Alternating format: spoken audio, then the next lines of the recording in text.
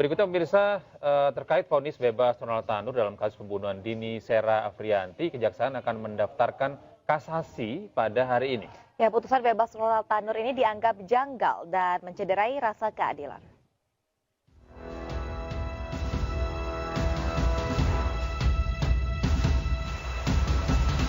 Kejaksaan akan mendaftarkan memori kasasi terhadap vonis bebas Gregorius Ronald Tanur dalam kasus penganiayaan dan pembunuhan Dini Sera Afriyanti. Penyusunan memori kasasi dilakukan usai Kejari Surabaya menerima salinan putusan Majelis Hakim Pengadilan Negeri Surabaya. Menurut Kasih Intelijen Kejari Surabaya, Putu Arya Wibisana, rencananya kasasi akan diajukan pada Senin ke Mahkamah Agung. Ronald Tanur, anak dari mantan anggota DPR RI Edward Tanur, telah bebas dari Rutan 1 Surabaya pada 24 Juli lalu.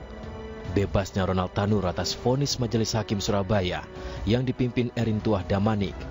Menurut Hakim, tidak ada satupun saksi yang melihat peristiwa penganiayaan.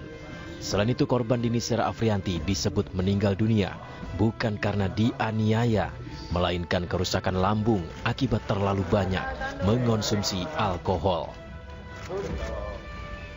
Putusan ini kemudian memantik kritikan tajam publik. Putusan itu dinilai janggal dan mencederai rasa keadilan.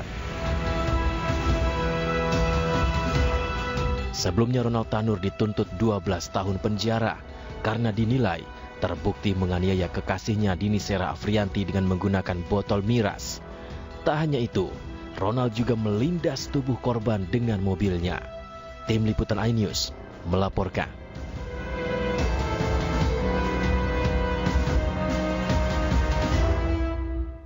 Ya, pemirsa, terkait perkembangan kasus penganiayaan yang dilakukan oleh Gregorius Ronald Tanur hingga menyebabkan korban, yaitu Dini Sera Afriyanti, meninggal dunia.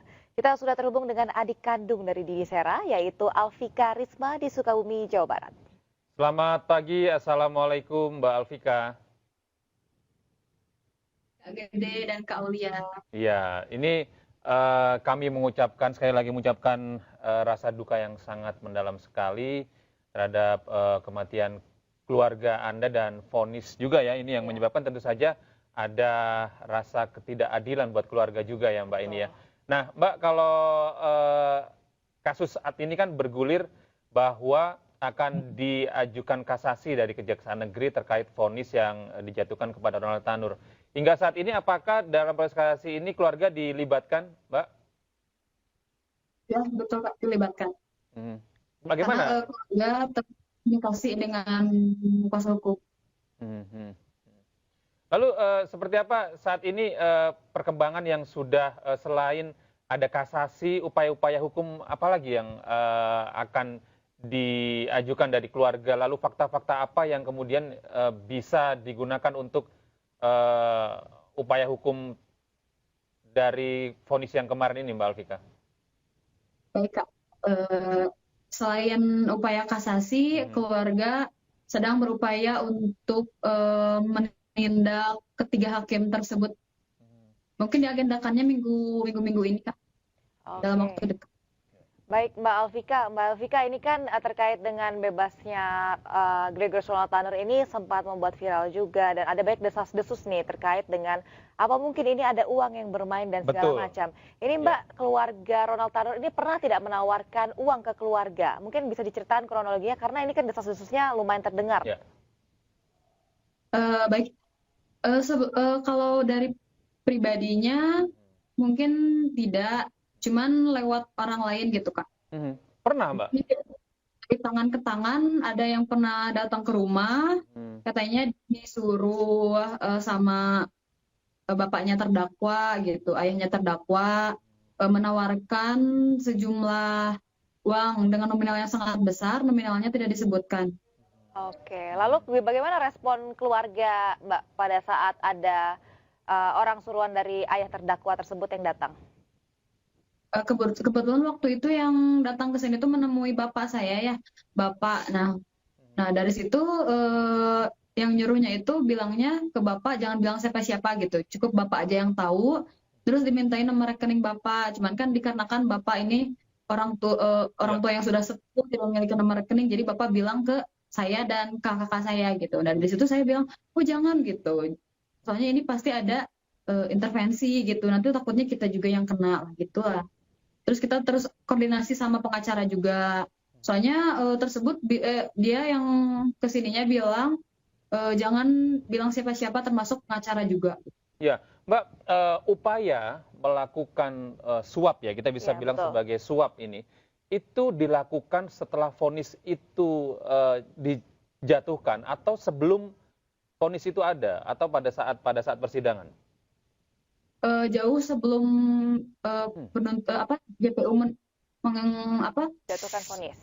menjatuhkan vonis. Tuntutan ya. Jadi baru beberapa minggu setelah kejadian. Bulan Oktober. Ya, di awal-awal kejadian begitu artinya ya ini ya. Sebenarnya dari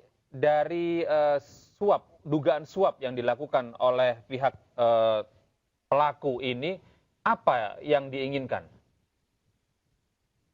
Mungkin ada juga ya dari kuasa hukum terdakwa juga mungkin ke kuasa hukum saya bilangnya juga kayak gitu ada sesuatu gitu. Cuman ganti dengan pasal kecelakaan lalu lintas katanya seperti itu. Oh, seperti itu. Jadi ingin merubah tuntutan gitu ya Gede ya, supaya Betul. meringankan vonisnya. Betul. Nah, ini kalau hingga saat ini Anda bisa ceritakan Mbak Alvika, dari kematian pelaku ini kan Anda sempat juga mengadukan ini ke DPR ya, ke Komisi 3 begitu ya.